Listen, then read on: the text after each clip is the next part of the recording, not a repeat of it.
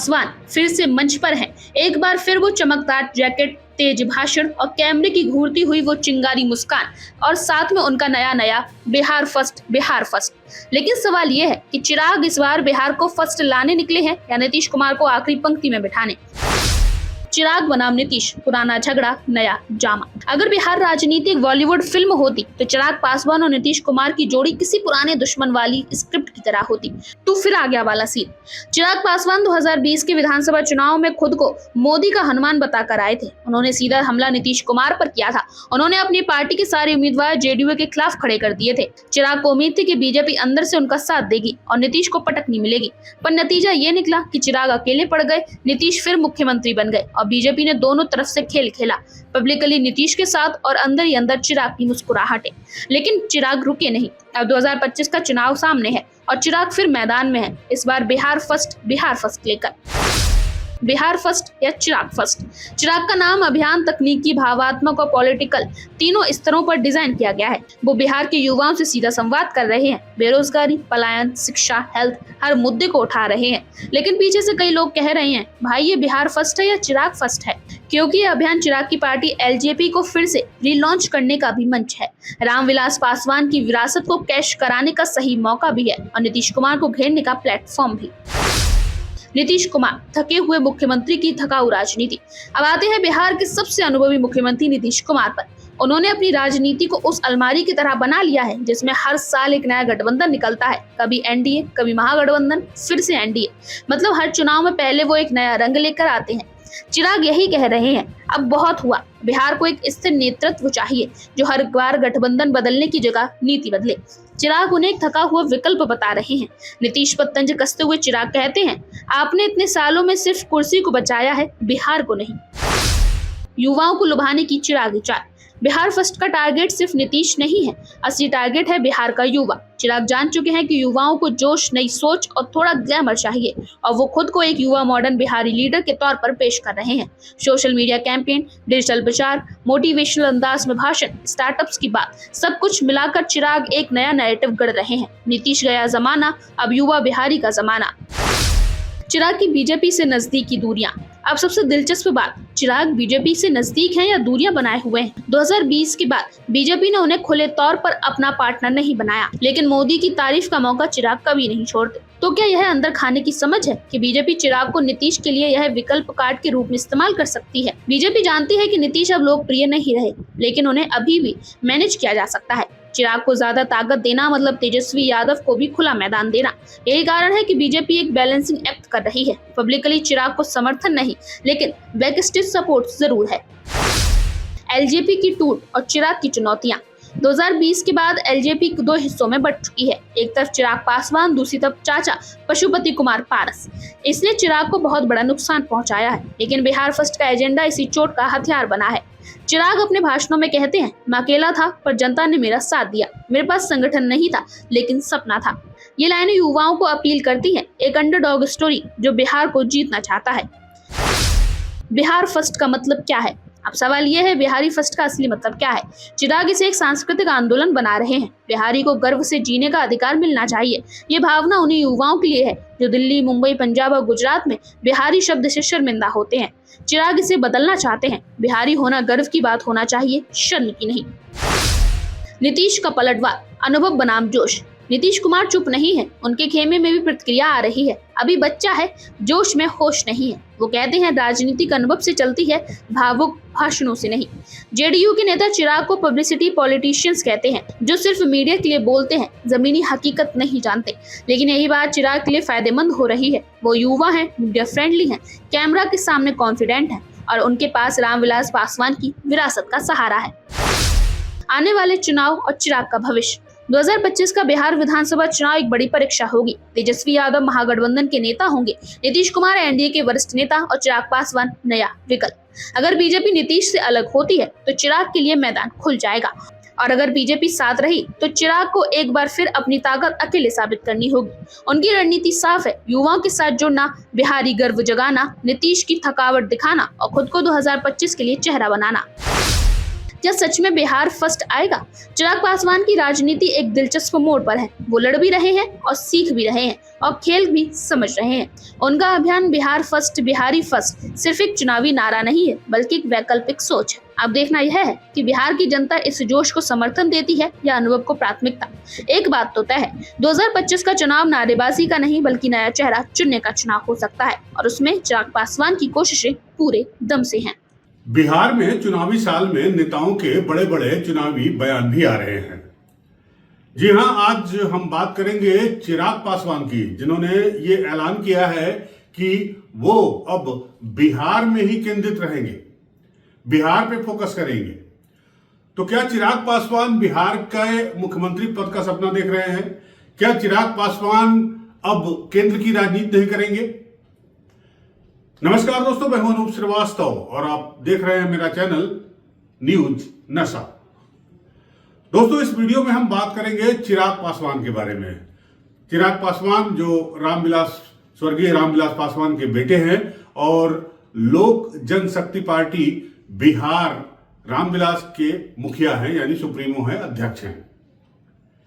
आपको मालूम होगा कि 2020 का जो चुनाव हुआ था उस वक्त चिराग पासवान की पार्टी और जेडीयू के बीच एक अंदरूनी तनाव चल रहा था, जिसकी वजह से जेडीयू 2020 के विधानसभा चुनाव में 43 सीटों तक सिमट गई थी। और यह माना जा रहा था कि चिराग पासवान के चलते, जिन्होंने सारी सीटों पर अपने उम्मीदवार खड़े किए थे, इसकी वजह से जेडीयू की यह दशा हुई थी।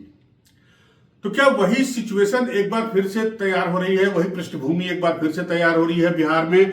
और क्या चिराग पासवान जो है उनकी नजर मुख्यमंत्री की कुर्सी पर है? जाहिर सी बात है कि पिछले दिनों जो बयान आए हैं चिराग पासवान की तरफ से या चिराग पासवान के कार्यकर्ताओं, उनकी पार्टी के कार्यकर्ताओं की तरफ से, उससे तो ऐसा ही लग रहा है। गौरतलब है कि चिराग पासवान की पार्टी लोक जनशक्ति पार्टी रामविलास जो है वो एनडीए का घटक दल है और चिराग पासवान इस वक्त केंद्र में मंत्री भी हैं। लेकिन अभी 2 दिन पहले वो बिहार आए और बिहार आते ही उन्होंने ऐलान किया कि अब वो बिहार नहीं छोड़ेंगे, बिहार में ही रहेंगे, बिहार पे फोकस करेंगे, बिहार की राजनीति पर फोकस करेंगे। उन्होंने यहां तक कहा कि मेरे पिताजी जो है वो हमेशा से केंद्र की राजनीति में एक्टिव रहे, लेकिन वो बिहार की राजनीति में सक्रिय रहेंगे। क्या कहा चिराग पासवान ने, पहले एक बार आप सुन लीजिए, फिर उसके बाद बात करेंगे कि मुख्यमंत्री पद को ही लेकर किस तरह से बिहार एनडीए में घमासान छिड़ा हुआ है और किस तरह से उनके इस बयान पर जो जीतन राम मांझी हैं उन्होंने उनको नसीहत, यानी चिराग पासवान को नसीहत भी दी थी। तो निश्चित रूप से चिराग पासवान के इस बयान में बड़े संदेश छिपे हुए हैं। चिराग पासवान की महत्वाकांक्षाएं भी इस बयान से परिलक्षित हो रही हैं, यानी दिखाई दे रही हैं। और चिराग पासवान अपनी इस महत्वाकांक्षा को दबाकर भी नहीं रखते और वो उसे सार्वजनिक तौर पर बयां भी कर रहे हैं। लेकिन सवाल इस बात का है कि क्या चिराग पासवान एनडीए से बगावत करेंगे? ठीक उस तरह जिस तरह की सीटों के सवाल पर जीतन राम मांझी ने बगावत करने का ऐलान किया था। बाद में उन्हें समझा बुझाकर जो है उनको बयानबाजी से रोका गया। लेकिन जीतन राम मांझी सीटों के लिए लड़ रहे थे। उनकी मांग थी कि उन्हें 30 से 40 सीटें दी जाए, क्योंकि उनकी पार्टी वो बिहार में कम से कम 20 सीटें जीतना चाहती है। लेकिन यहां पर चिराग पासवान की महत्वाकांक्षाएं अलग है और अपनी महत्वाकांक्षाओं को जब उन्होंने जाहिर किया तो जीतन राम मांझी ने उन्हें नसीहत भी दी। जीतन राम मांझी ने कहा कि बिहार में सीएम पद के लिए कहीं कोई वैकेंसी नहीं है, सिर्फ और सिर्फ नीतीश कुमार ही बिहार मुख्यमंत्री पद के दावेदार हैं। बिहार में एनडीए चुनाव मुख्यमंत्री नीतीश कुमार के नेतृत्व में चुनाव लड़ रही है और मुख्यमंत्री पद की शपथ अगर एनडीए दोबारा सत्ता में आती है तो वो नीतीश कुमार ही लेंगे। बावजूद इसके चिराग पासवान ने ऐसा बयान क्यों दिया? जाहिर सी बात है कि इसी वजह से जीतन राम मांझी ने उन्हें नसीहत दी कि जो लोग इस तरह का बयान दे रहे हैं वो कहीं ना कहीं से बिहार में एनडीए को कमजोर करने की कोशिश कर रहे हैं। तो पहले आप जरा सुन लीजिए कि जीतन राम मांझी ने चिराग पासवान के बयान पर चिराग पासवान को किस तरह की नसीहत दी है। तो निश्चित रूप से जीतन राम मांझी ने साफ कर दिया कि बिहार में सीएम पोस्ट के लिए कहीं कोई वैकेंसी नहीं है नीतीश कुमार के अलावे। लेकिन सवाल यह उठता है कि अभी पटना में महागठबंधन की 2 बैठकें संपन्न हुई। पहली 18 अप्रैल को और दूसरी 24 अप्रैल को। पहली बैठक जो है वो आरजेडी के कार्यालय में हुई और दूसरी बैठक जो है वो कांग्रेस के दफ्तर में हुई, और अब उनकी तीसरी बैठक 4 मई को होने जा रही है। जो हाल एनडीए का है बिहार में, वही हाल महागठबंधन का भी बिहार में है। बिहार में जब 24 तारीख को ये बैठक होने जा रही थी, उस वक्त ये माना जा रहा था कि तेजस्वी यादव को सीएम फेस डिक्लेयर कर दिया जाएगा, लेकिन उन्हें महज कोऑर्डिनेशन कमेटी का अध्यक्ष बनाया गया। उनके नाम का ऐलान हुआ उनको कोऑर्डिनेशन कमेटी के अध्यक्ष बनाने का, लेकिन सीएम फेस तेजस्वी यादव ही रहेंगे, इस बात का ऐलान नहीं किया गया। और कमोबेश जो है एनडीए में भी वही सूरत हाल उभर कर सामने आ रही है कि नीतीश कुमार का नाम एनडीए के घटक दल बिहार में तो ले रहे हैं, लेकिन उनमें भी आपस में सिर कुटौवल है। एक दल कह रहा है कि नहीं, नीतीश कुमार ही मुख्यमंत्री बनेंगे, और दूसरे दल की महत्वाकांक्षाएं अपनी जगह है। यह वही दल है जिसने डेंट किया था जेडीयू में पिछले चुनाव में, जिसकी वजह से जेडीयू महज 43 सीटों पर सिमट गई थी।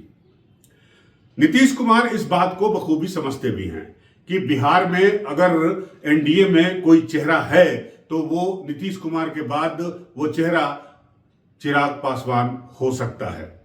और यही वजह है कि चिराग पासवान को लेकर नीतीश कुमार के मन में रिजर्वेशंस भी हैं।